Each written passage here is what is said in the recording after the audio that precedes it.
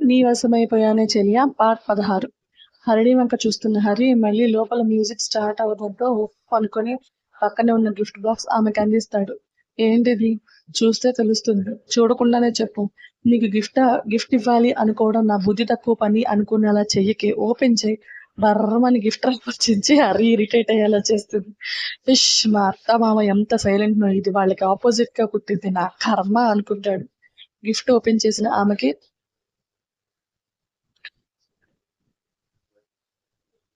Fashion degree చేయడానికి joining letter. అది చూసిన హరిణి కళ్ళు పెద్దవవుతాయి. కళ్ళల్లో నీళ్లతో ఆ జాయినింగ్ లెటర్ చదివిన హరిణికి పేపర్ మసగ్గా కనిపిస్తుంటే ఆమె కన్నీళ్లు తుడిచిన హరి హ్యాపీనా అని ఆశగా అడుగుతాడు. అప్పటి వరకు ఉన్న హ్యాపీనెస్ ఆ గిఫ్ట్ హరి నుండి వచ్చిందని రియలైజ్ అయ్యాక అతనికే ఇచ్చేస్తుంది. ఏమైంది? ఇప్పుడు నాకు చదివే ఆలోచన లేదు. నిజం చెప్పవే. ఉన్నా నీ సాయంతో నా డ్రీమ్ ఫుల్ఫిల్ చేసుకోవాలని లేదు. నా మీద కోపంతో కోరొచ్చిన అవకాశాన్ని వద్దు అనుకోవడం మూర్ఖత్వం అవుతుంది. బెస్ట్ కాలేజీలో సీట్ దొరికింది. ఎందుకు ఫూలిష్ గా బిహేవ్ చేస్తావు? ఒకసారి ఆలోచించి డెసిషన్ తీసుకో. ఏం మాట్లాడదు హరిని. ఈలోగా పవన్ ప్రత్యూష గొడవ పడడం చూసి నీకేమైంది అంటాడు హరి. చూడన్నయ్య, నన్ను చిన్నపిల్ల అని అడిగిపిస్తున్నాడు. చిన్నపిల్ల అన్నాను అని పెద్ద పిల్లల గొడవకు దిగింది బావా అని పవన్ అంటాడు. నా పెళ్ళాం గోలే ఒక ఎత్తు, వీళ్ళది మరో ఎత్తు అనుకుని ఫొటోస్ తీసే పర్సన్ ని పిలిచి 5 minutes మాట్లాడి రెడీనా పాప అంటాడు. దేనికి రెడీ? ఫొటోస్ కి. ఎందుకు? మన పెళ్లిలో ఒక్క ఫోటో అన్న నవ్వుతున్నట్టున్నాయే, అందుకే మన కోసం స్పెషల్ ఫోటోషూట్. ఇప్పుడు ఇవన్నీ అవసరమా? అవసరమే. నువ్వు కాస్త ఆ మాడు మొహం పక్కనేసి బావా మై పాలకోవా అన్న ఎక్స్ప్రెషన్ విత్ సిగ్గుతో ఫొటోస్ పోజులు ఇవ్వాలి. ఇవ్వకపోతే సెకండ్ నైట్ కి రెడీగా ఉండు. రౌడీ వెధవ, ఏదైనా దానికి లింక్ పెట్టడమే అని బూత్ని తిట్టుకుంటుంది. నేను పచ్చిగా మాట్లాడితే నీ బూతులే బెటర్ అనుకుంటావు. ఎందుకే నీకు ప్రయోగాలు? దా అని ఆమె చేయి పట్టుకొని భుజం దగ్గర పెట్టుకొని నడుం పడి దగ్గరకు లాక్కుంటాడు. ఏంటిది? ఫోటోకి ఫోజ్నే తల్లి, ముట్టుకోకుండా ఫొటోస్ తీయలేరా? పెళ్ళైన వాళ్ళు ఈస్ట్ ఒకళ్ళు వెస్ట్ ఒకళ్ళు ఉండేలా ఫొటోస్ తీర్చుకుంటారా? నీ మొహం మండ. ముట్టుకుంటే రేప్ చేసినట్టు ఫీల్ అవుతున్నావు. అదే నువ్వు నన్ను ఎన్నిసార్లు రేప్ చేసినా ఫీల్ అవ్వలేదు తెలుసా? ఏంటి? అదే నేను ఎన్నిసార్లు రేప్ చేసినా ఫీల్ అవ్వను అంటున్నాను. నేను నిన్ను రేప్ జరిగే విషయాలు మాట్లాడు. అబ్బా సర్లేవే, ఫొటోస్ తీసి ఆ అబ్బాయి మనల్ని వింతగా చూస్తున్నాడు, కాస్త మూడ్ లోకి రా. కళ్ళు ఉరిమి చూస్తుంది హరిణి. వసే, ఫోటోకి ఫోజ్ ఇవ్వాలంటే ఇలా మొహం ఉమ్మని పెట్టకుండా కాస్త స్మైలింగ్, కాస్త సిగ్గు, మరి కాస్త బ్రైట్నెస్ తో చూడవే. నా వల్ల కాదు. అయితే సెకండ్ నైట్ కి రెడీగా ఉండు. ఆ అరవకు. కళ్ళు మూసుకుని. పెళ్లికి ముందు నన్ను ప్రేమించేటప్పుడు నన్ను చాలా మంత్స్ తర్వాత చూసేదాన్ని కదా, అప్పుడు ఎలా ఫీల్ అయ్యేదానివో గుర్తు చేసుకో. ఎందుకు? చెప్పింది చెయ్యవే. సరే అని కళ్ళు మూసుకున్న హరిని సంక్రాంతి పండక్కి హరి వచ్చినప్పుడు అతని కోసం ఎంత ఆరాటంగా చూసేది గుర్తురాగానే గుండె వేగం పెరిగి ఏదో చెప్పలేని ఆనందం. బావని చూడాలి అంటే సిగ్గు పోటీ పడుతుంటే హరిని ఫేస్ లో మార్పు చూసిన హరి ఫోటోగ్రాఫర్ కి సైగ చేసి హరిని వంక చూస్తూ ఓయ్ కళ్ళు తెరిచి చూడు అని స్లో వాయిస్ లో అన్నాడు. అతని గొంతుకి కళ్ళు తెరిచిన హరి కళ్ళల్లోకి చూసిన హరిణిలో సిగ్గు, సంతోషం కనిపిస్తుంటే ఒకరి కళ్ళలోకి ఒకరు ప్రేమగా చూసుకుంటారు. ఫోటోగ్రాఫర్ వాళ్ళని క్లిక్ క్లిక్ అని ఫొటోస్ తీశాక అదే ట్రాన్స్ లో హరిణితో డిఫరెంట్ పోజులతో ఫొటోస్ తీయించుకున్నాక హరిలో చెప్పలేని ఆనందం. దీనిలో ఇంకా నా మీద ప్రేమ సజీవంగా ఉంది, కానీ ఇదే దాన్ని సమాధి చేయాలని చూస్తుంది. షూట్ జరుగుతున్నంత సేపు వాళ్ళనే చూస్తున్న పవన్, ప్రత్యూష ఇద్దరిని అబ్బురంగా చూస్తుంటారు. హరిని రియాలిటీలోకి రావడానికి అన్నట్టు భువనేశ్వరి అక్కడికి వచ్చి ఏం జరుగుతుంది ఇక్కడ అని అరుస్తుంది. ఆమె అరుపుకి హరిని హత్తుకొని ఉన్న హరిని భయపడి 2 అడుగులు వెనక్కి వేసి చుట్టూ చూస్తుంది. మా వెడ్డింగ్ ఫోటోషూట్ అత్త అని హరి కూల్ గా ఆన్సర్ ఇస్తాడు. పెళ్లి జరిగాక ఇప్పుడు ఫొటోస్ ఏంటి అల్లుడు అని ఆ హరిణి అలంకరణ నచ్చక ఎసిడిటీ తెచ్చుకునేలా అరుస్తుంది. పెళ్లిలో మా మొహంలో కళాకాంతి లేవు. నీ కూతురు ఎస్కేప్ అయింది అని నేను తెగ ఫీల్ అయ్యాను. అందుకే ఇప్పుడు ఫ్రెష్ గా రొమాంటిక్ ఫోటోషూట్ చేసుకుంటున్నాం. అన్ని అదిరిపోయేలా ఉన్నాయి. ట్రైన్ చేయించాక నీకు కూడా ఒకటి పంపిస్తాను. ఈ ఇంటి హాల్లో ఫిట్ చేయించు. అందరూ చూడముచ్చటైన జంట అని మురిసిపోతారు. హరి మాటలకి భువనేశ్వర్కి యాసిడ్ పోసిన మాట తెలుస్తుంటే అక్కడే ఉన్న పవన్ వంక చూస్తూ నువ్వెప్పుడొచ్చావు అని విసుగ్గా అంటుంది. నా చెల్లి బర్త్డే అని ఇందాకే వచ్చాను అని అంతకట్లే చిరాగ్గా ఆన్సర్ ఇస్తాడు పవన్.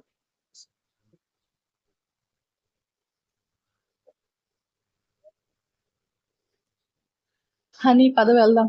ఒకసారి నా మాట విను హర్ష. అక్కడికి నేను రాలేను. నన్ను వదిలే. మీ అందరికి దూరంగా వెళ్ళిపోతాను. లైఫ్ లో మళ్ళీ మీకు కనిపించదు. కార్ ఎక్కుతావా లేక మీ అమ్మని పాడెక్కించమంటావా?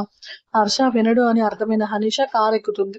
లగేజ్ ప్యాక్ చేసుకున్నాక ఆమెతో కలిసి కర్నూలు స్టార్ట్ అవుతాడు హర్ష. దారిలో హర్ష టెన్షన్ మామూలుగా ఉండదు. పెదనాన్న ఖచ్చితంగా కొడతారు, తిడతారు, అన్నిటికి రెడీగా ఉండాలని తనని తను స్ట్రాంగ్‌గా రెడీ చేసుకుంటాడు. కర్నూలు రీచ్ అవ్వగానే ముందు హరికి కాల్ చేస్తాడు హర్షల్. హలో అన్నయ్య, వచ్చేసారా? హా, ఇంటికి రండి, మేము కూడా వచ్చేసాం. భయంగా ఉందన్నయ్య. నేను మాట్లాడతాను, మీరు వచ్చేయండి. సరే అని కాల్ కట్ చేసి ఇంటికి కార్ స్టార్ట్ చేస్తాడు హర్షల్. అనీషాకి గుండె అదురు మొదలవుతుంది. మా అమ్మ నన్ను చంపేస్తుంది ఎలా అని ఆలోచిస్తూనే నీలకంఠ గారి ఇంటి ముందు కార్ ఆగగానే డోర్ ఓపెన్ చేస్తాడు హర్ష. అదా లోపలికి. నిన్ను నేను ఎప్పటికీ క్షమించను హర్ష అని కార్ దిగిన ఆమె చేయి పట్టుకుని లోపలికి లాక్కెళ్ళిపోతాడు. గుమ్మం దగ్గరే ఉన్న ప్రత్యూష వాళ్ళని చూసి షాక్ అయితే అమ్మ అని అరుస్తూ కిచెన్‌లోకి పరిగెడుతుంది. హరి కిందకి దిగి వాళ్ళని చూస్తాడు. హనీష అతన్ని చూడగానే తలదించేస్తుంది. లోపలికి రండి హర్ష. హర్ష లోపలికి రాబోతాడు కానీ హనీష కదలదు. మనిద్దరి ఇంటి బయట సీన్ టీవీలో స్క్రోల్ చేయమంటావా? బుద్ధిగా లోపలికొస్తావా? అతని బెదిరింపుకి అసహ్యంగా చూస్తూ లోపలికొచ్చి నిలబడుతుంది.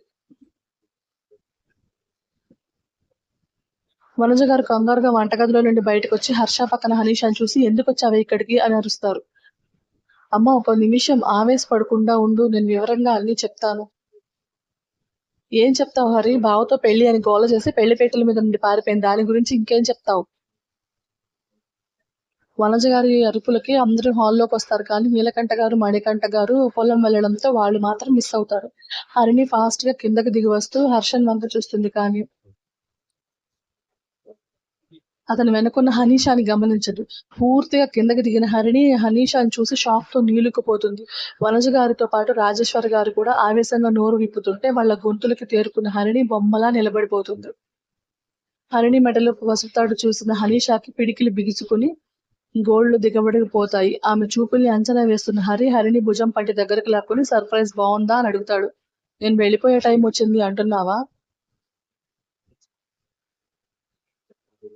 ఒక్క రాత్రి నేను వాడుకున్నాను, ఎంగిల్ చేశాను అంటున్నావా? హరిణి మాటలకి అక్కడే కొట్టాలన్న ఆలోచన కష్టంగా ఆపుకొని ఎవరుంటారో ఎవరు వెళ్తారో తెలుస్తుందిలే, ఎందుకు అంత తొందర అని ఆమె బుగ్గ తట్టి అమ్మ నానమ్మ మీరు కాస్త ఆగండి, పవన్ వెళ్ళి నాన్న పెద్దనాన్న పొలం దగ్గర ఉన్నారు, వాళ్ళని నేను రమ్మన్నాను అర్జెంట్ గా తీసుకురా. అలాగే బావా అని పవన్ ఫాస్ట్ గా బైక్ తీసుకుని వెళ్ళిపోతాడు. హర్ష వెళ్ళి ఫ్రెష్ అవుతానని గెస్ట్ రూమ్ లోకి వెళ్ళమని చెప్పు. అది ఇంటికి ఎందుకు వచ్చిందో తెలియకుండా ఈ ఇంట్లో ఉండకూడదు హరి, బయటకు వెళ్ళిపోమను. అమ్మ ఏంటిది, విషయం తెలిసేలోగా ఈ ఆవేశం ఏంటి? విశ్వనాథ్ గారు ఏదో గట్టి విషయమే ఉందని అర్థం చేసుకుని వనజ ఆవేశపడకండి. రాజీ నువ్వు కూడా, పెద్దోడు చిన్నోడు వచ్చాక హరి విషయం చెప్తాడు. ఆ అమ్మాయిని లోపలికి వెళ్ళనివ్వండి. అలాగే భువనేశ్వర్కి రమ్మని చెప్పు హరి. ఆల్రెడీ చెప్పాను తాతయ్య, వస్తుంటుంది. పెద్దాయన మాటలకి ఆడవాళ్ళు సైలెంట్ అయితే కొడుకు హనీషాని తీసుకొని రావడం నచ్చని గాయత్రి గారు నిప్పులు కక్కే కళ్ళతో చూస్తూ వనజ గారితో కలిసి లోపలికి వెళ్ళిపోతారు. హనీషా చూపు మాత్రం హరి పక్కన హరిణి ఉండడం, ఆమె భుజం చుట్టూ చేయి వేసి అతని దగ్గర తీసుకోవడం మీదే ఉంటుంది. హనీషా లోపలికి వెళ్ళు. పర్లేదు నేను ఇక్కడే ఉంటాను, నువ్వు వెళ్ళు హర్ష. నీ ఇష్టమని హర్షం లోపలికి వెళ్ళిపోతే హనీషా ముందు నుండి హరిని చేయి పట్టుకొని పైకి లాక్కెళ్ళిపోతాడు. గదిలోకి వచ్చిన హరిని చెంప పగల కొడతాడు హరి. అతను కొట్టిన దెబ్బ కూడా ఆమెకి నొప్పిని ఇవ్వలేకపోతుంది. దవడ నొప్పి కొంచెం సమయానికి తెలిసాక సైలెంట్ గా కబోర్డ్ లో ఉన్న బ్యాగ్ తీసి ఆమె బట్టలు ప్యాక్ చేస్తుంది. ఖచ్చితంగా దీనికి ఇవాళ ఏదో మూడింది నా చేతుల్లో, అందుకే పిచ్చి పిచ్చి పనులు చేస్తుందని ఆమె చేతుల్లో బట్టలు లాక్కొని పక్కన విసిరేస్తాడు. వద్దు హరి, నన్ను ఆపి నీ ప్రాణాల మీదకి తెచ్చుకోకు. ఇంకొక మాట మాట్లాడావంటే పీక నొక్కేస్తాను, జాగ్రత్త. ఓ నువ్వే చంపేస్తావా? సరే చంపేయ్. ఎలాగో ఆ ఇంటికి వెళ్ళాక మా పెద్దమ్మాయి చేతిలో నాకు చావేగా రాసుంది, అదేదో ఇక్కడే చంపేయ్, పుణ్యశ్రీగా వెళ్ళిపోతాను. హరిణి నాకు ఓపిక చాలా తగ్గిపోతుంది. నీ వల్ల ఆవేశంలో నీ ఒంటికి గాయం చేసే సిచ్యువేషన్ తెచ్చుకోకు. ఎక్కువ మాట్లాడితే నీ మీద చేసిన ప్రామిస్ కూడా బ్రేక్ చేస్తాను. విరక్తిగా నవ్వుతూ ఇంకా నీతో నన్ను ఎందుకు ఉంచుకోవాలనుకుంటున్నావు హరి? హనీ అక్క వచ్చింది కదా. స్టోరీని లైక్ చేసి షేర్ చేసి కామెంట్ చేయండి. ప్లీజ్ సబ్స్క్రైబ్ చేసుకోండి.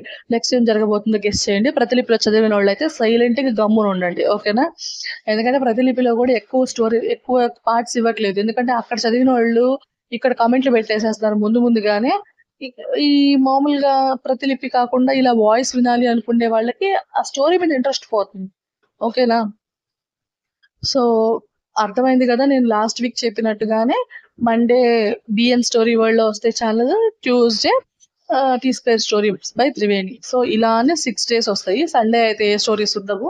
బట్ ఫ్యూచర్ లో ఏం ప్లాన్ చేసినా గానీ సండే వరకు మాత్రం డౌటే చెప్పలేను. మిగతా 6 days లో డెఫినెట్ గా ఏదో ఒక ఛానల్లో 2-3 స్టోరీస్ రన్నింగ్ లో ఉంటాయి. యాక్చువల్లీ ప్రియసఖి నన్ను చేరవ అనేది ఆగింది.